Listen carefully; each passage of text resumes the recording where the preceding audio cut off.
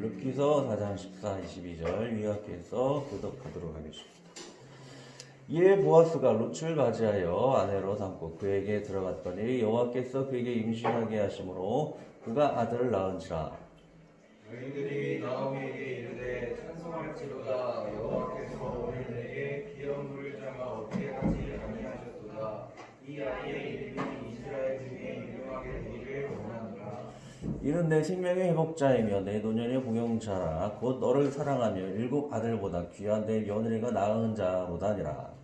나오미가 아기를 받아 품에 품고 그의 양육자가 되니 그의 이웃 여인들이 그에게 이름을 지어주되 나오미에게 아들이 태어났다 하여 그의 이름을 오벳이라 했는데 그는 다윗의 아버지인 이새의 아버지였더라. 베레스의 기쁨은 이러하니라. 베레스는 헤스론을 낳고 헤스론은 람을 낳았고 람은 아미나답을 낳았고 아미나답은 나손을 낳고 나손은 살문을 낳고 살문은 보아스를 낳았고 보아스는 오벳을 낳았고 오벳은 오벳은 이새를 낳고 이새는 다윗을 낳았더라. 아멘. 자, 기도하고 하나님 아버지, 오늘도 귀한 말씀 나눕니다. 거룩하고 신성한 말씀 나눌 때에 우리들은 죄인이고 부족한 것이 많습니다. 지난 한 주간에 우리들의 모든 분내거나 또는 잘못 하나못쉽게 마음이 아프게 했던 모든 허물 용서해 주시고 오늘도 정결한 마음으로 새롭게 하여 주시고 우리의 나아갈 방향, 하나님의 은혜, 하나님의 사랑과 하나님의 믿음을 잘 기억하여 구원받기에 부족함 없게 늘 이끌어 주시옵소서. 범죄에 감사하고 주 예수 그리스도의 이름으로 기도하였습니다. 자, 기어물을 자와 함께하는 룻이라는데 제가 계속 얘기하고 있죠. 조금 뒤에 또 물어볼 텐데 이 성경에서 속자가 들어가면은 무슨 뜻이라고 그랬죠? 속자가 들어가면 대가를 지불하여 딱 두 자만 딱 기억해 보세요. 대가를 지불하여 자유케 한다는 의미를 가지고 있어요. 그래서 구속하면은 구해서 대가를 지불하여 자유케 하다, 구해내다 그런 의미가 있죠. 예수님이 우리를 위해서 대신 죽으셔서 우리를 자유케 한다. 예, 속자가 그런 의미를 가지고 있다는 거예요. 그래서 오늘 암송 말씀은 이겁니다. 그러나 성경의 모든 것을 죄 아래 가두었으니 이는 예수 그리스도를 믿음으로 말미암는 약속을 믿는 자들에게 주함이라 그러죠. 성경의 모든 것을 죄 아래 가뒀다라고 하는 것은 믿음을 통해서 우리에게 주신 그 사랑 안에서 구원을 주신다라는 거예요. 모든 것을 죄 아래 가뒀다라는 것은 하나님을 향한 믿음이 없이 행하는 모든 선행, 예수님을 믿지 않고 아무리 착하게 행동해봤자 우리가 구원받을 수 없다라는 거예요. 그 얘기를 하는 거죠. 그래서 하나님 없이 모든 선한 것, 아무리 착하니 나쁘니 다 해봤자 절대 우리가 천국의 약속을 받지 못한다라는 내용이죠. 그래서 예수 그리스도를 믿음 안에 통해서 우리가 천국의 약속을 받는다라는 그런 내용이에요. 그래서 그렇다고 해서 우리가 선행을 무시하는 게 아니에요. 사람들이 잘못 이해를 해가지고 예수님 믿으면 착한 거 다 필요 없다라고 생각하지, 그게 아니고 선행을 해도 믿음 안에서 선행을 하라는 것이죠. 예수님을 믿고 그 믿음 안에서 착한 일을 해야지 나중에 상급도 있고 구원받는다는 얘기지, 믿음 없이 착한 일을 해봤자 아무 소용이 없다는 겁니다. 그 내용이죠. 자, 이거 말씀을 3번 반복하고 암송해 보도록 하겠습니다. 그러나 성령이 모든 것을 죄 아래 가두었으니 이는 예수 그리스도를 믿음으로 말미암는 약속을 믿는 자들에게 주려 함이라. 갈라디아서 3장 22절 말씀. 아멘. 그러나 성경이 모든 것을 죄 아래 가두었으니 이는 예수 그리스도를 믿음으로 말미암는 약속을 믿는 자들에게 주려 함이라. 갈라디아서 3장 22절 말씀. 아멘. 그러나 성경이 모든 것을 죄 아래 가두었으니 이는 예수 그리스도를 믿음으로 말미암는 약속을 믿는 자들에게 주려 함이라. 갈라디아서 3장 22절 말씀. 아멘. 생각해보겠습니다. 약속이죠, 약속. 그러나 성경이 모든 것을 죄 아래 가두었으니 이는 예수 그리스도를 믿음으로 말미암는 을 믿는 자들에게 주요함이라. 갈라디아서 3장 22절 말씀. 어렵죠. 저도 약간 헷갈렸는데 여기 약속이에요. 약속. 저도 헷갈려요. 믿음을 알면 약속을 믿는 자들에게 주요함입니다. 저번 주 했었던 내용이 이 내용이었었죠. 보아스가 룻을 결혼하려고 그러는데 룻보다 더 가까운 친척이 이분이 있었어요. 근데 이 분이 룻과 결혼하기를 포기했어요. 너무 많은 돈이 들어가고 해서 이분이 포기해서 그 다음인 보아스가 룻을 결혼하게 되었었죠. 그래서 이것을 많은 사람들에게, 장로님들에게도 허락을 받고 축복까지 받는 그런 내용이었었죠. 잘 지어졌네. 예수님의 계보에 대해서 얘기를 할 텐데, 두 사람은 보아스와 룻은 결혼을 하게 되었고 이 귀여운 아기를 낳게 되었죠.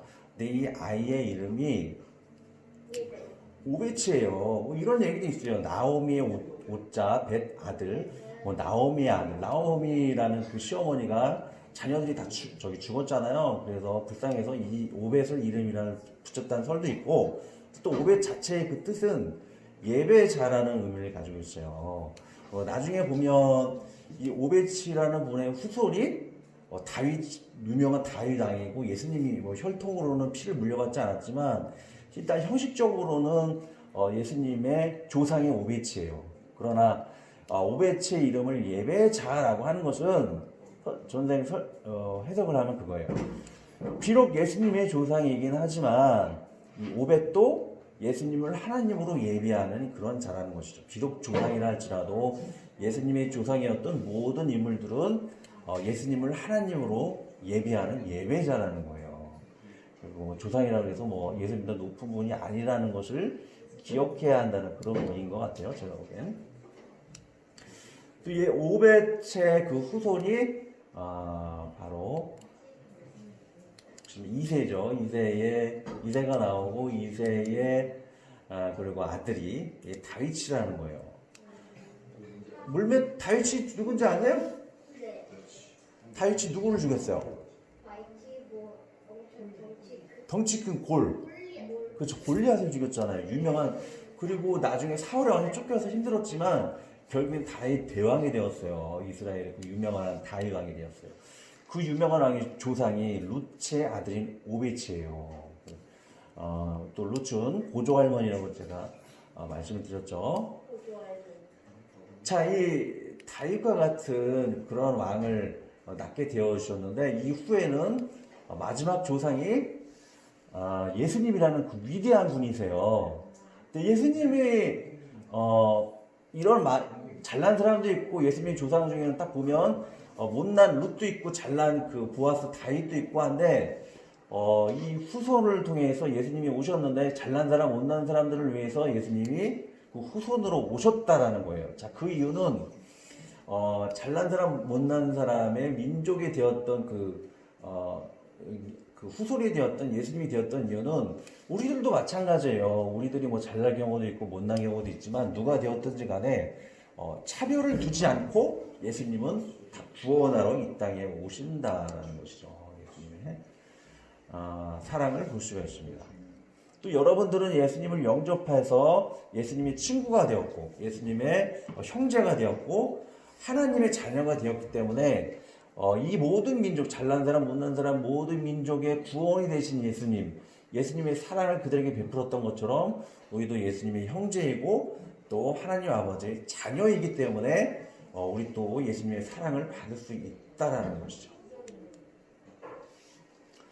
자, 실제로 역사적으로 보면 이 다윗이 태어나고 수백 년이 지난 뒤에 누가 태어날까요?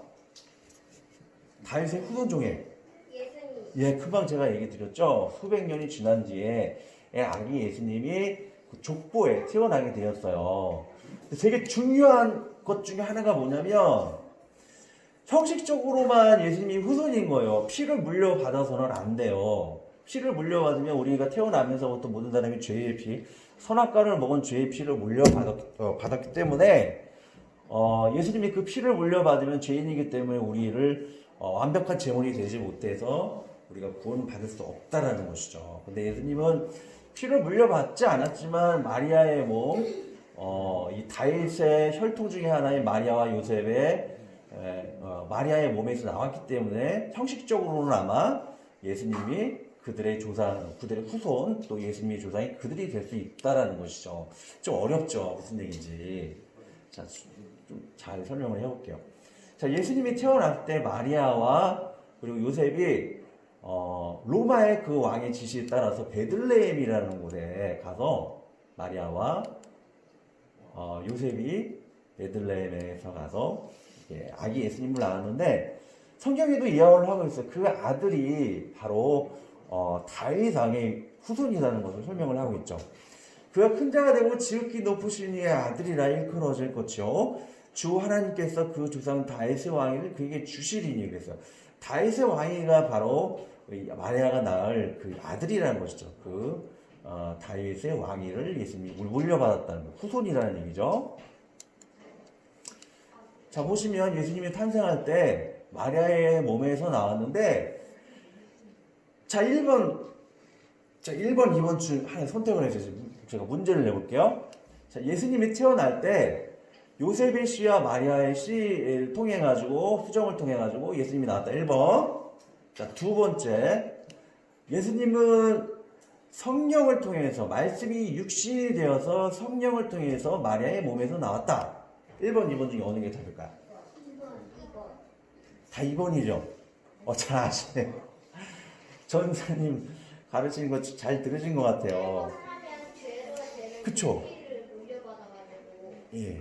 완전한 구원자가 될 수 없죠. 완전한 우리가 영원히 죄를 용서받기 위해서는 완전히 죄가 없는 예수님이 되어야만 해요. 그래서 원죄로 물려받지 않았고 또 하나님이시기 때문에 완벽하기 때문에 우리의 죄송합니다. 제물이 되었죠. 죄송합니다. 자, 그래서 이 예수님은 성령님을 통해서 성경에 나와 있듯이 마태복음 1장에가 나와 있을 거예요. 성령으로 잉태하시고 그 다음에 말씀이 육신되어서 오신 죄가 없으신 분이시라는 것이죠. 그래서 예수님이 정말로 구원자이다라는 것을 시몬이라는 할아버지가 보고 예수님이 정말 우리의 구원자다라는 것을 증거하고 계시죠. 예루살렘에 시온이라는 사람이 있으니 이 사람은 의롭고 경건하여 이스라엘의 위로를 기다리는 자라 성령이 그 위에 계시더라. 성령이 인도하심으로 예수님을 어떤 분이라는 걸 증거하고 계시죠. 주제요. 이제는 말씀하신 대로 종을 평안히 놓아주시는도다. 내는 이 주의 구원을 보았사오니. 시몬을 포함해서 전도사님을 비롯해서 다 죄인이에요. 한 주간도 뭐 죄짓고 하나님 뜻대로 살지 못하고 그랬지만 나는 구원을 보았다 그래요. 나의 죄를 용서할 수 있는, 시몬의 죄를 용서할 수 있는, 여러분들의 죄를 용서할 수 있는 그 예수님을 우리가 보았다라는 것이죠. 그래서 예수님이 구원자라는 것을 시몬 할아버지가 증거를 하고 있습니다. 예수님이 구원자가 되시죠. 완전히 원죄와 자범죄와 죄성 그것을 다 가지고 있지 않은 죄가 없으시고 하나님이신 완전한 제물이신 예수님이죠. 자, 우리 태어날 때부터 제가 전번에도 말씀드렸던 것처럼 태어날 때부터가 원죄를 가려고 태어난 죄인이에요. 이런 죄인을 위해서 저를 비해서 모든 사람들이 의인이 없는데 하나도 없으며라고 이야기하고 있죠. 이런 죄인을 위해서 예수님은 속량하셨다 그래요. 제가 아까 얘기했죠. 속자가 무슨 뜻이라고 했죠? 자, 대가를 지불하여? 그쵸, 예. 대단하잖아요. 대가를 지불해서 자유한다. 그래서 예수님이 우리의 죄의 대가를 대신 지불해서 우리를 자유롭게 하셨다는 것이죠. 그것을 하나님은 십자가를 통해 다 이루시고 또 부활하셔서 하시는 일이 있어요. 예수님은 부활하셔서 하늘에 승천하셔가지고 하나님 아버지한테 이렇게 계속 기도하시는 거예요. 내가 전도사님을 위해서 우리 승아를 위해서 우리 시온이를 위해서 우리 친구들을 다 위해서 내가 죽었지 않습니까? 그러더니 이들을 용서해 주셔서 천국에 들여보내주세요. 그래서 부활하셔가지고 우리를 위해 중보해 주시는 그런 기도자가 되어주셨다는 것이죠. 예수님이 승천하신 거예요. 천국에 올라가셔서 우리를 위해 기도하고 계신다는 거예요. 자, 그래서 천사들이 나타나서 예수님에 대해 이야기하죠. 갈릴리 사람들은 어찌하여 서서 하늘을 쳐다보느냐.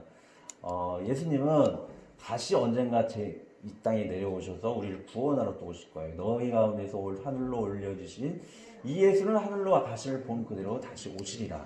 이렇게 이야기를 하고 계시죠.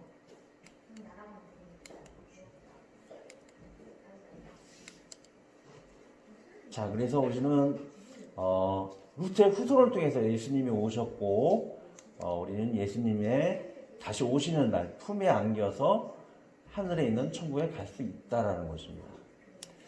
여러분이 주 예수를 믿는 여러분을 하늘에 두시려고 다시 오시는 예수님을 전할 수 있도록 하세요. 자, 언젠가 제가 하나님 나라에 대해서 설명을 드렸죠. 하나님 나라에는 바실레이아라는 언어를 가지고 있는데, 첫 번째 뜻은 하나님의 나라가 너희 안에 있느니라 했다는 성경 관련된 말씀이 있고, 또 한 가지는 제가 이걸 얘기했죠. 너희를 위하여 처소를 예비하러 가리라.